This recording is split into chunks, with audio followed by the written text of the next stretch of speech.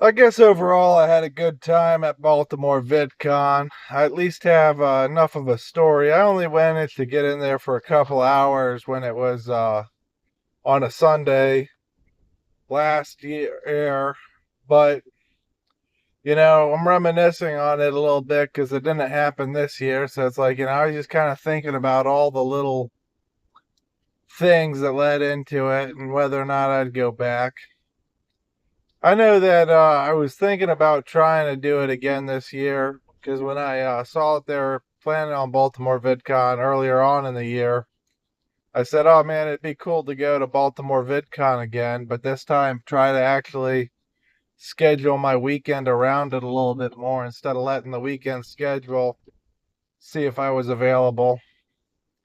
I know that when I went, the only panel that I saw was Hassan Kadir and Amanda Golka on the uh, creator to creator panel on Sunday. I did walk into, I'm trying to remember what the panel was called, but there was kind of like a panel with a bunch of TikTokers on there that I didn't really recognize any of. And I know that all these people were pretty famous, but it's one of the eye-opening moments for me that, maybe my taste in creators isn't what the bulk of YouTube is anymore. I remember coming up and seeing the creators that were going to VidCon in California, and they were always people that were pretty hip and trendy, and like I knew a good portion of them when I would like read the lists, and I might not necessarily watched all of them, but I at least knew friends or had friends that had told me about different creators. So I was like pretty familiar coming up. About the time that Tana Mojo went, it's like, that was probably back when I had about peak interest in VidCon in general. But I saw they were coming to Baltimore and I said, that'll be a pretty cool thing to do on a weekend. And, I kind of made it a day in a sense that I didn't end up getting there, but I ended up walking over there from Canton and back. And, I really was kind of out of shape. So it was a little bit of a long, well, I guess I did take the scenic route too, because I didn't go the most direct way. It took me a couple hours to get there. But that's mostly because I was kind of walking slow around that waterfront, really enjoying the promenade. And, when I got there, one thing that as I was walking up, I'd walked the whole way up there, and it's like as I'd gotten to the far end or like right around where they've got the sailboat docked in the harbor is when I was looking around. I started noticing large groups of children as I was crossing that last crosswalk to come up the sidewalk up into the convention center. And as I was walking, it's like, I really realized that my age demographic seemed to be lacking. There wasn't a lot of mid 20-year-olds on the sidewalk walking up. It was mostly what appeared to me to be, kids between the ages of maybe like 10 and 15 and their parents. And a lot of them were like, maybe like, maybe groups of like 6 or 8 kids with a couple parents. So I guess like parents were going out on a weekend and saying, oh, I'll take, I guess the neighborhood kids or whatever. A couple parents like, team together to do groups with their kids. And so as I showed up, I was like, oh man, there's a lot of stuff there. I knew that when I was there on Sunday, Dr. Mike did a panel. And when I was like just kind of wandering around, it was kind of like, wow, everybody's going to that Dr. Mike panel. Or I guess the rumor on the floor was all the moms are going. But everything kind of emptied out for a moment when Dr. Mike was speaking on his panel. I didn't get to see that, but I did get to see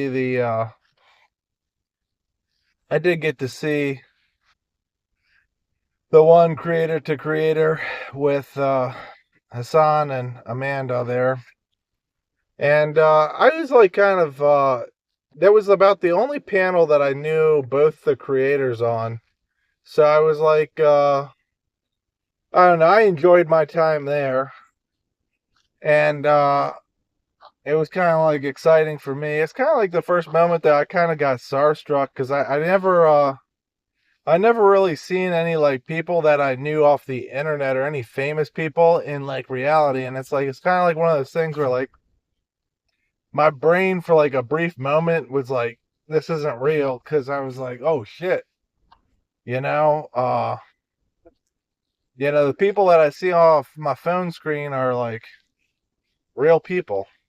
And it's like I kind of always known that, but it's like for the most part, you never really think about them ever seeing any of your favorite creators. So it's kind of like one of those things. I was pretty excited about it. I liked it. I was like, oh wow, that's pretty cool. I know. I don't know. I know that there's a little couple things I was like thinking about that were kind of funny. I know it's like the Hassan and Amanda panel.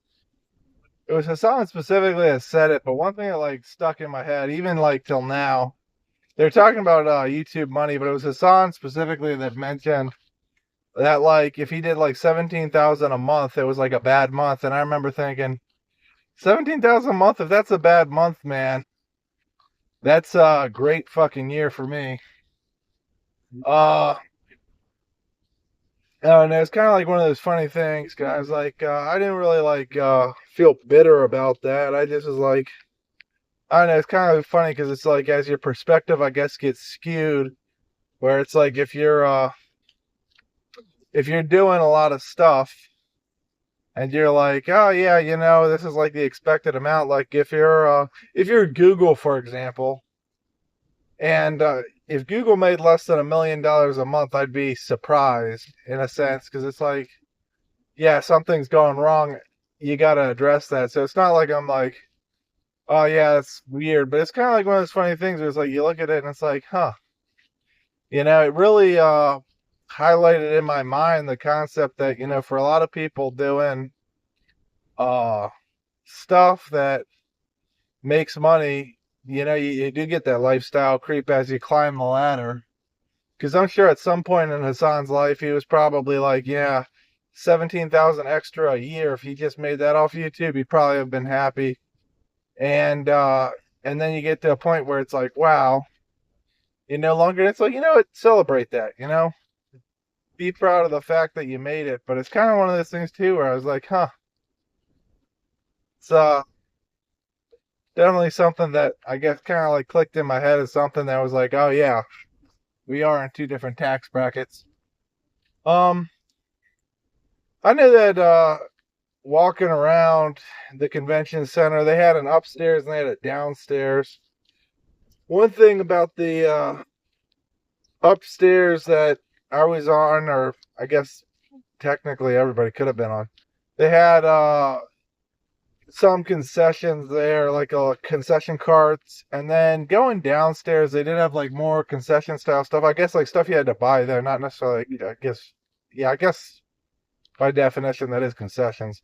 But needless to say, they down below they had like a inflatable corn maze. They had a couple things though too, because they had tables and stuff going on. I guess they had like the vendor floor down below, and that's where meet and greets happen. But at that point, I was already running short on the clock to get back, so I really just had a chance to maybe breeze through there real quick and just look at a bunch of stuff. I didn't really get a chance to take it all in, and that was one of those things where it's like if Baltimore VidCon came back, I'd probably spend just not necessarily a whole day, but I'd spend a couple hours, several hours maybe just wandering real slow through some of that stuff, seeing what the vendors are selling. Um, oh no, there's a lot of stuff where I'm like, man, it would have been cool to have like gone back or had a second year to go back and maybe try to not necessarily make up for the shortfallings of like the month before or the year before, but like go in there and say, hey, I've got a game plan. I did this once before, and I know how to work my game plan on this to maximize my level of fun, or like I guess feel like I get my time back, or not time back, but I'm trying, like, it's like if you're scheduling a weekend for it and you're paying to attend, you kind of want to make the most of it, you know. So it was kind of like, yeah, it'd be kind of neat. I know one thing though too is it's like it's one of the few times I've ever gone to something alone. It's not that I necessarily want to. It's just like, you know, sometimes you just can't really find anybody else that's free when you are. And so you're like, I'll go alone. And I don't know. I think I had a pretty good time. I at least I got about 3 hours total of walking in that day. So I was like, oh. And I got my steps in, but it was pretty good.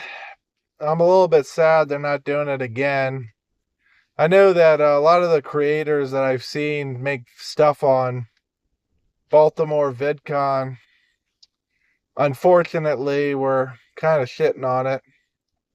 And I do kind of get that if you're like a New York person or you're an LA person, you're a person come from a larger city. It's easy to say, why would you do anything in Baltimore? It's a relatively small city. But for Baltimore, you know, being from Maryland pretty much, you got a lot of it's the biggest city in Maryland, so for me it's like a big city, a big thing. But I know that for a lot of creators that travel around or a little bit better traveled than I am, coming in from Los Angeles, New York, maybe even some of the Texas cities or something, it's really easy to say, why pick this city? You know, um it's not really what they're used to, I guess, maybe in the bigger cities. There's a lot of, you know, nitpicking the fact that it was Baltimore, and I'm like, I kind of get that, but I'm also kind of like, I do live around here, so, you know, I'd appreciate people shitting on it a little bit less, but I don't know, it's one of those things. Baltimore VidCon it was kind of good.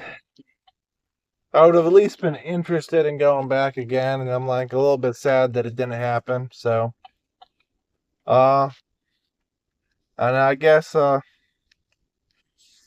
see you in the next one. Have a nice day, and I don't know, stay smart.